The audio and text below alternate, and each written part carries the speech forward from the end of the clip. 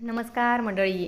Star प्रवाहावरील लग्नानंतर होईलच प्रेम या मालिकेच्या पुढील येणाऱ्या भागामध्ये आपल्याला असं बघायला मिळणार आहे की मानिनीने आता मदर्स डे निमित्त घरामध्ये छानसा कार्यक्रम ठेवलेला असतो. आई होणाऱ्या सगळ्याच महिलांना तिने आता घरात बोलवलेलं असतं. तर या निमित्ताने ते सगळेच आता खेळ खेळत असतात. नंदिनीच्याही डोळ्याला पट्टी बांधून आता बाळाला टोपी काढण्याचा तिला टास्क दिला जातो. तर नंदिनीने त्या बाळाच्या डोक्यावर बरोबर टोपी काढलेली असते. पण स्वतःच्या बाळाचा विचार करत आता तिच्या डोळ्यात अश्रू येतात. कारण कुठेतरी राहून राहून तिला तिच्या बाळाची आठवण येत असते.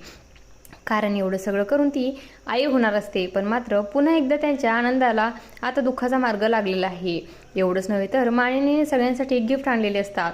पण मात्र जेव्हा नंदिनीची वेळ येते तेव्हा गिफ्ट संपलेले असतात. मानिनी म्हणते की अगं नंदिनी, मी तर मोजून आणले होते, पण एक कसं काय कमी पडलं कोणास ठाऊ.